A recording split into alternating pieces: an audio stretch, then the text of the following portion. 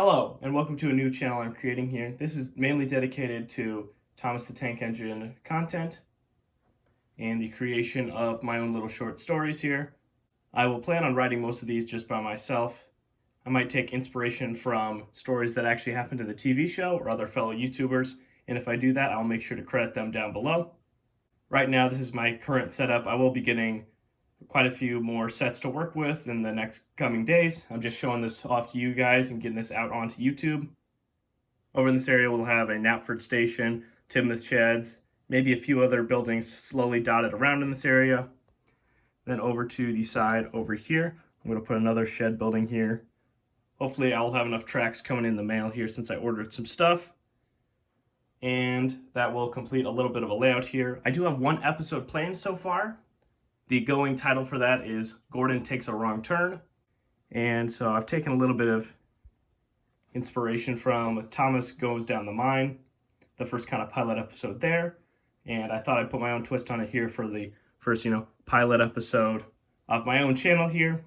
That video should be out in maybe a week to 2 weeks from now. I'll plan on probably doing 1 to 2 videos a month. I don't know how much I can guarantee for this channel since I have to balance it with another one. But this is the current setup I'm working with right now. I do have quite a few more engines and other things, but I just want to keep a limited cast for this first episode that I'm going to try to work with.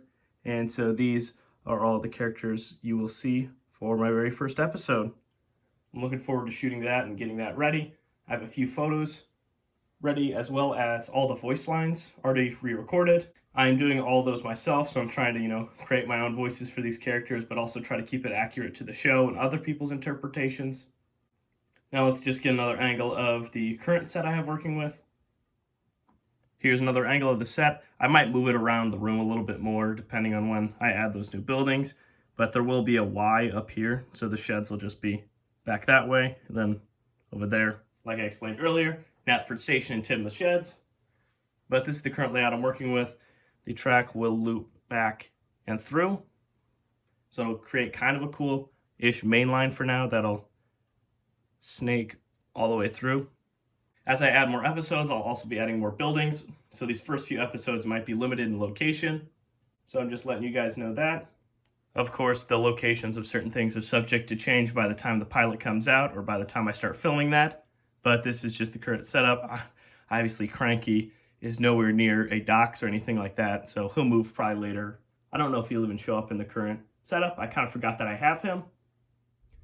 All the vehicles and locomotives I will use are from the Take and Play and Take Along era. I won't use anything Thomas Adventures yet, since those wouldn't work with any of the locomotives or the track system that I have. I would need some converters and things like that. I'm looking forward to doing this and seeing how well this runs out and pans out. I do have a few variants of a few locomotives, so I can swap around a little bit winter-wise or depending on the scene, because right now that Thomas over there is Gold Dust Thomas. I normally won't use that unless he's like at the mine, because this is technically a gold mine. But I'll try to vary it as much as I can. I only have one Gordon, and he has the surprised face, so there's nothing really I can do too much about that. But that will at least play into the story that I've written so far. So I'll try to write around that and make sure that works with the faces and the locomotives that I have. One improvement I've already made to the locomotives is the lubrication of their axles. I just took some modeling lubricant and lube those up.